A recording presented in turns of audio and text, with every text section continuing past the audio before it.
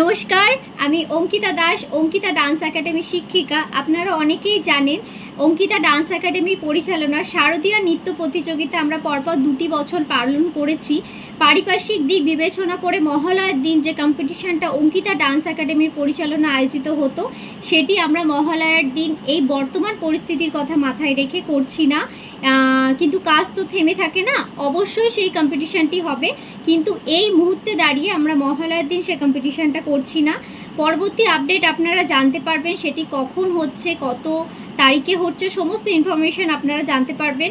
আপনারা যারা যারা কন্ট্যাক্ট করছেন আমার সাথে বা আমার একাডেমির সদস্যদের সাথে, প্রত্যেকের উদ্দেশ্যে জানাচ্ছি যে আমরা মহালয়ার দিন সেই কম্পিটিশনটা করছি না।